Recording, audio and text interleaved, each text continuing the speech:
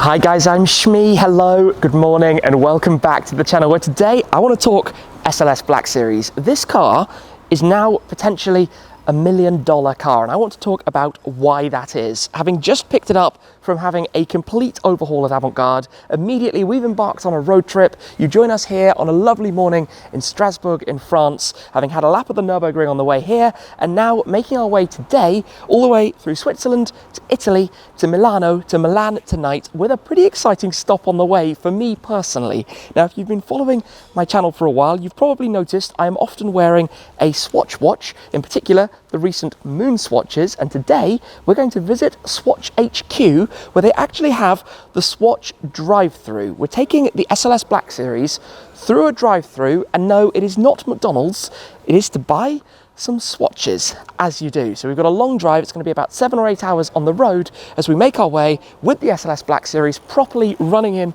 all of the new upgrades that we've had towards Italy, and talk about what makes it quite so special.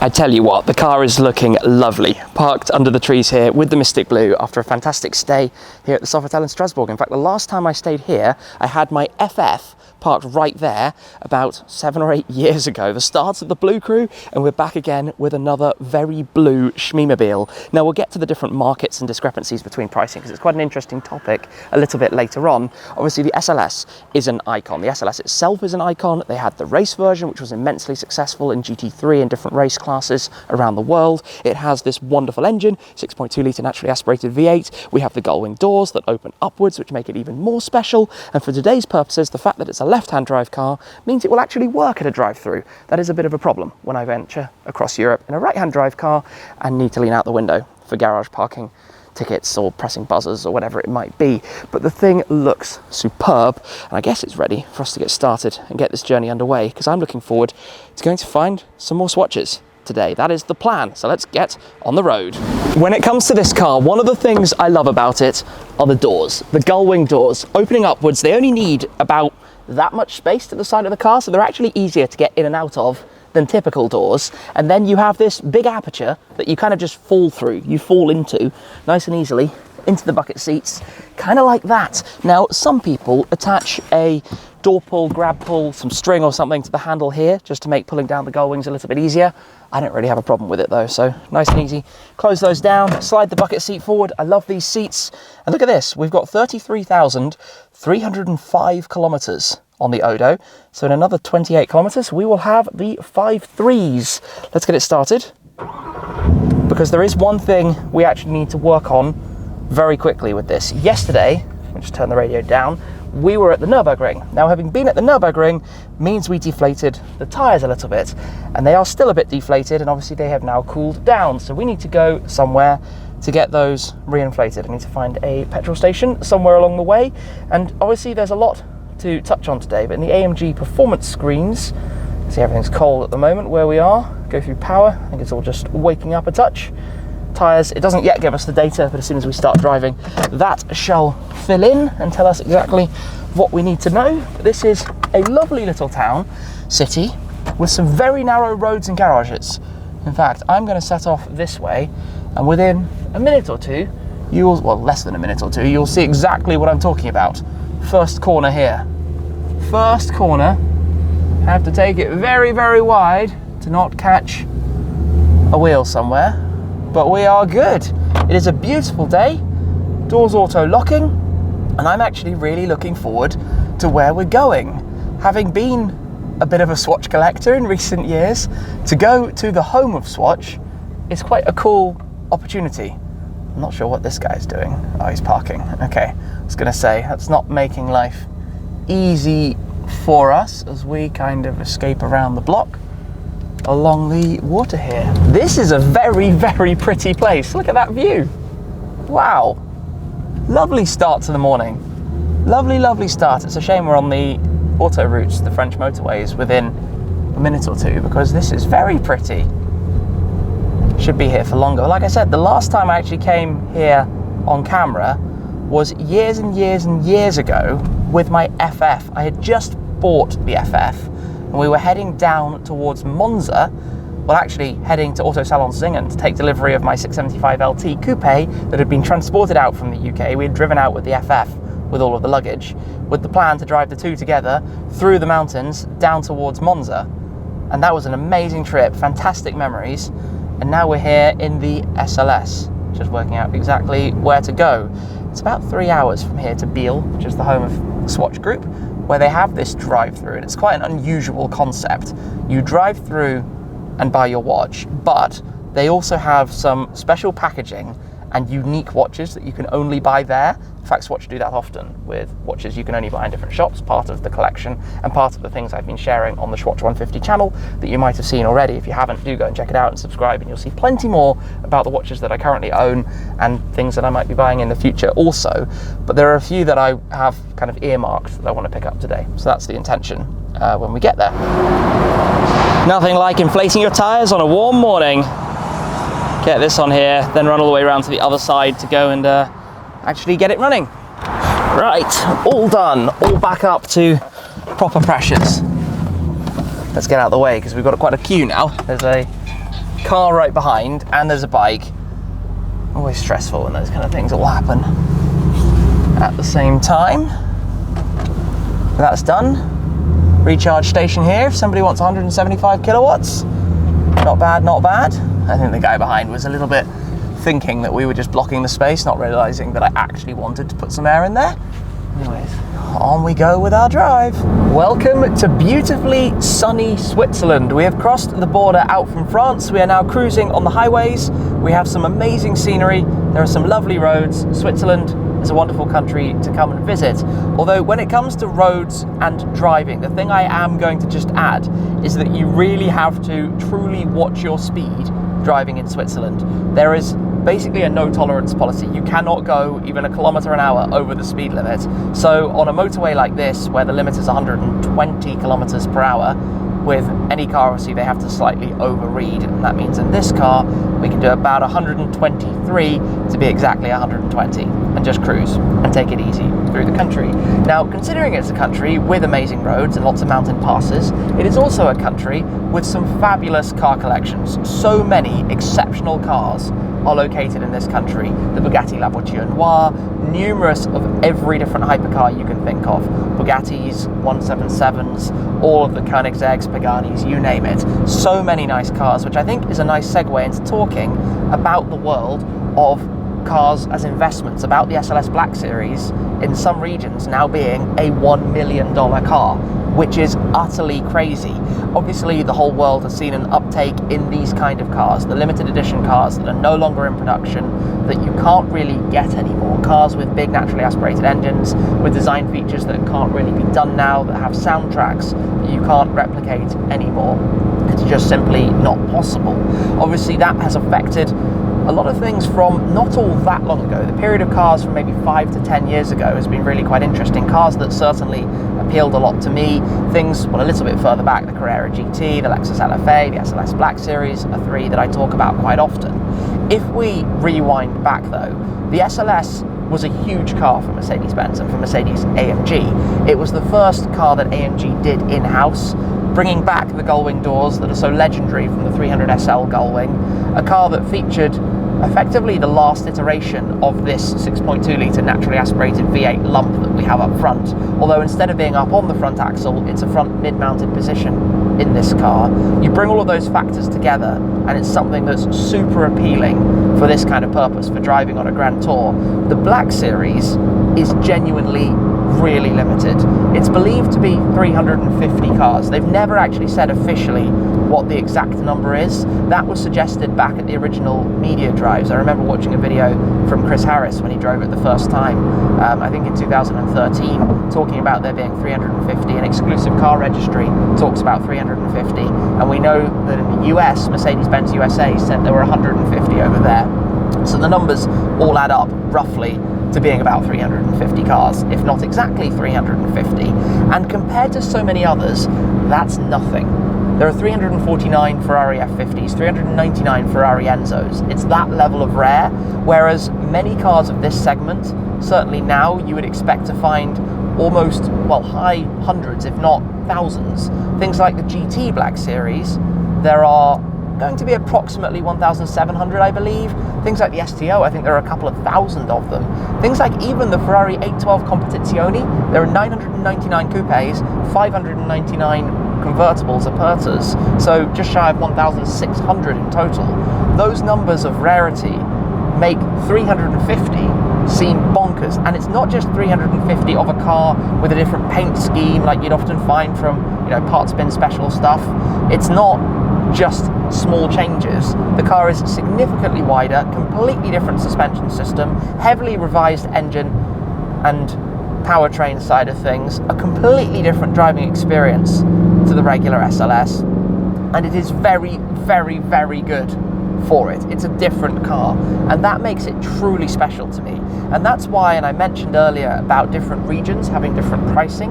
In the USA, which has seen a huge boom in pricing for these kind of cars in recent years, SLS Black Series are now trading, in some cases, for over $1 million, for over £800,000 worth. Now, in the UK, that kind of money, you would really be talking a delivery mileage, one of only the 15 or so original right-hand drive delivered cars to be at that price point. A car like this that's done some miles, the value is more in the memories. The memories to me, the journeys I've taken it on, the trips I've done, the places I've been, that really adds and builds the story with the car, and obviously having made it my own with the colour, nothing that I regret. I bought a car that I was happy to go down this path with, to not start with something that was a, you know, delivery mileage museum piece, because I don't believe in doing that. I believe in having a car that you're going to use, that you're going to drive, that you're going to do things with. But even these numbers are double where the values for this was 2.5 years ago. They've doubled, 100% return on investment effectively, if sold now. And that is one of the craziest things with all of this, with the cars right now. And are they ever going to settle back down again? Is a car like this ever going to go down? I doubt it. I honestly doubt it. It's one of the reasons why, when the opportunity was there to buy this car, even if at the time it felt really bad as the world quickly imploded, it was February 2020 that I bought this, just weeks before obviously everything was forced to close up shop. I think we're never going to see those kind of prices again for things like this, for things like the CGTs. As much as I would love a Carrera GT at some point in my life, it's certainly going to be one that will bring a hefty price tag. I mean, they are, what, 1,100 cars, 1,300 cars? It's over 1,000 cars in total of the CGTs. Epic car, epic naturally aspirated engine from motorsport again. It's cars that have these motorsport connections, these genuine motorsport connections, that seem to attract the biggest attention in terms of investment, in terms of potential in the future, let's say, if it's purely about that, if that's the only purpose or the only reason of it. Obviously there's a lot more to it, and one of the reasons I love this car is that there are a lot of people who know how to work on them. The similarities with the other AMG models, like the W204 C63s and others that have this engine, means that there are people out there who can work. Look at this view just quickly. As we come through the valleys here, we've only got about 40 or so kilometers to go for today's journey. Stunning. What a place to be as we hop in and out of all of these tunnels, because Switzerland, incredible infrastructure, brilliant country, as I said, in so many ways, except for driving freedom. Except for driving freedom. So why is it $1 million car, effectively? Why am I saying that this is now $1 million car and in the future will be even more? There are very few of them. It was built for a purpose. It's to be the road version of the GT3 race car that's been very successful.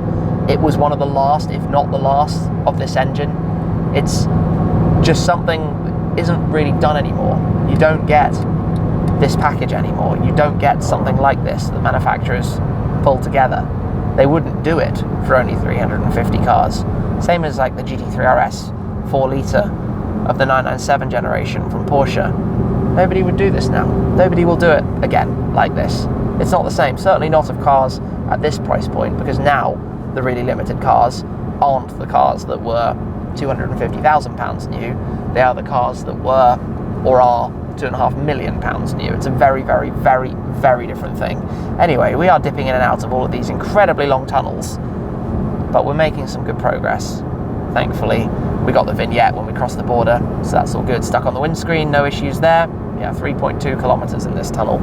I could be noisy and drop some gears. I'm going to save that until we're in Italy later though, because don't mess around in Switzerland. I've seen it too many times with different people getting in trouble. Just take it easy, just cruise through and get to the other side. We have made it. We are here in Biel. This is the hometown of Swatch, and that on the corner is literally the Swatch Drive-Thru. You can stay in your car, open the window, and buy a Swatch as you drive through around it, which is super fun.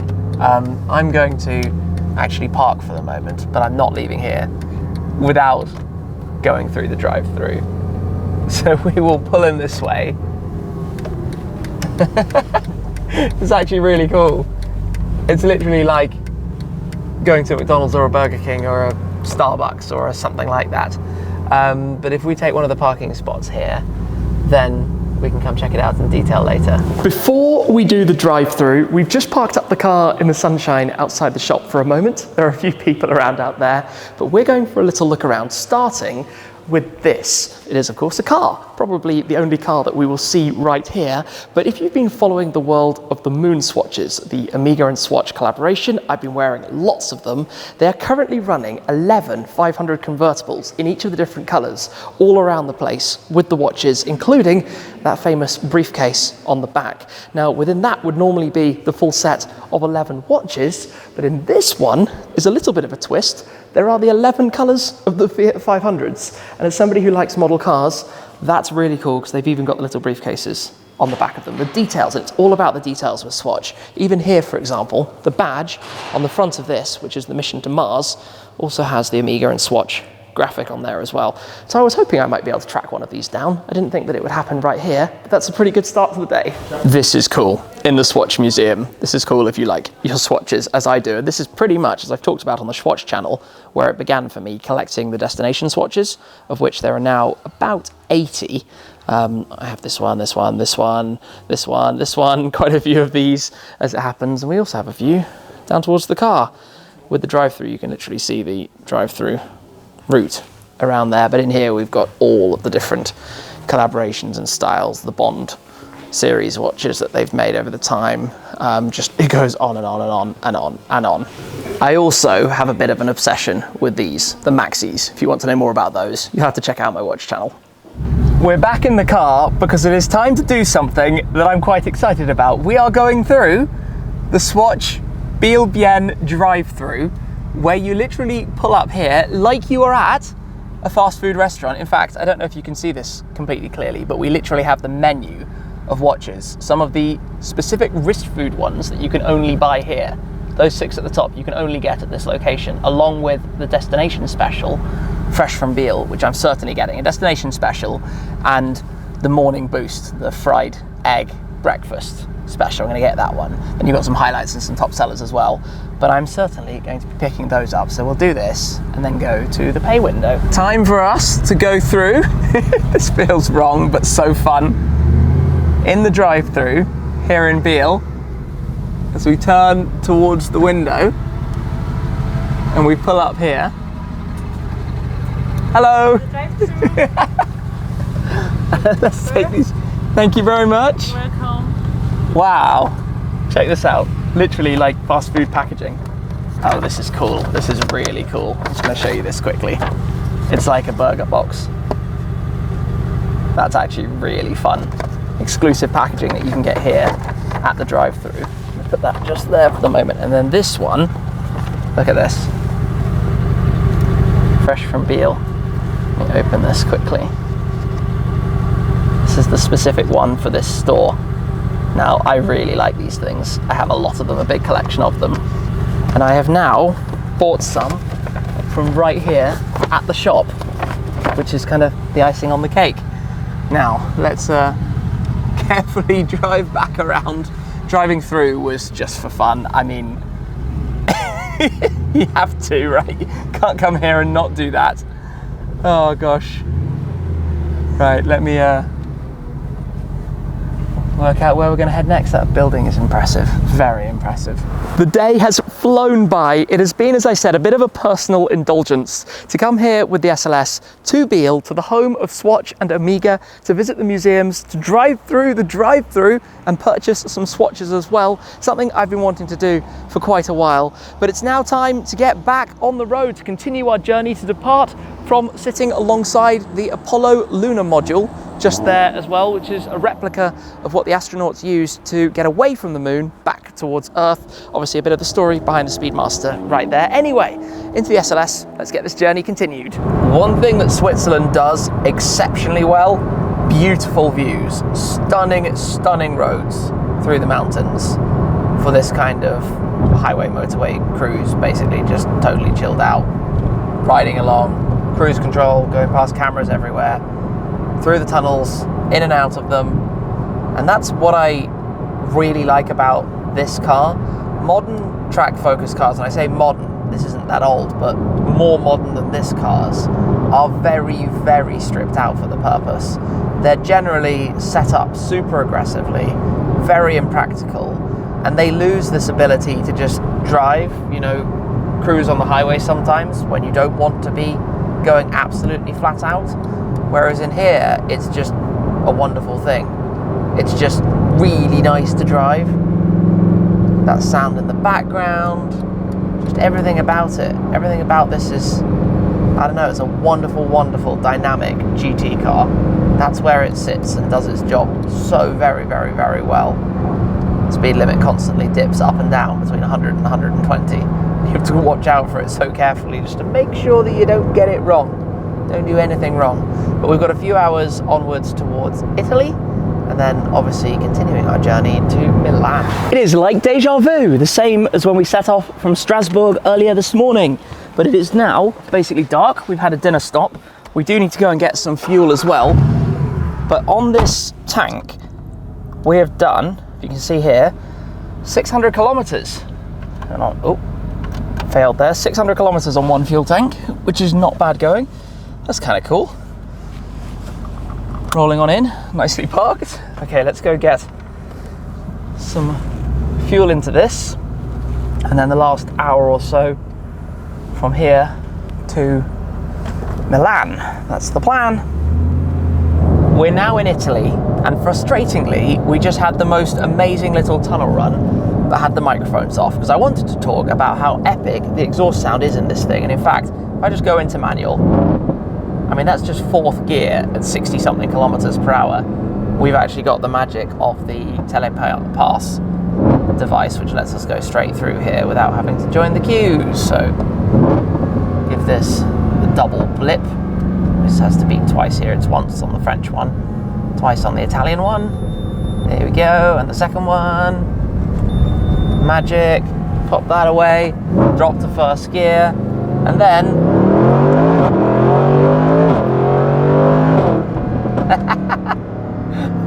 just silly.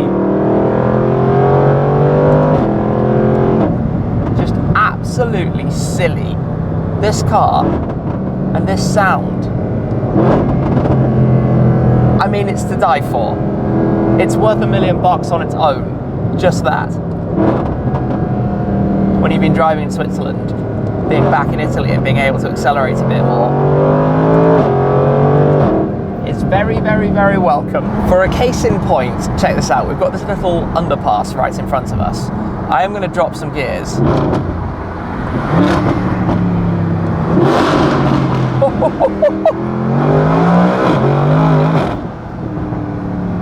It's just bonkers. Totally bonkers in the most perfect way. We have made it to a garage in Milan. Now, if you know anything about Italy, you don't find the most glamorous of underground garages. It's a pretty good thing if you do find somewhere to park your car to begin with, so I'm very happy about that. One disadvantage with this car is certainly because it's sat around for a lot of time. The headlights are loving to do the fogging up thing on the inside. There are some fixes to that, but ultimately it's going to happen continuously with a car with slightly older non-LED headlight technology, which get warm, an engine that gets very warm, and it sits in storage a lot. So even if I get some brand new headlights, that's going to happen again. It's a supercar thing because of the heat and temperatures that these things tend to run at. But I tell you what, a drive like today in this thing is fabulous. It is so good for the purpose. I just feel like I could drive so very many miles with it continuously. And then you have the cool factor, the sound factor, the door factor, the kind of limited edition factor, the motorsport connection, just everything to do with it. And that's why I think it's a really, really very special car. Awesome though to have visited Biel, to have finally gone to Swatch, to do the drive-through in the SLS of all of my cars, and to have checked out the museum and things while we were there as well. So big thanks to our host for today. It was fantastic. For now though, it's been a long old one on the road, a good 12 or 13 hours, very, very tired, ready to go and have a rest in our hotel. So we'll leave it there. Thank you very much for watching. Hope you enjoyed the video. I'll see you again very soon. Cheers.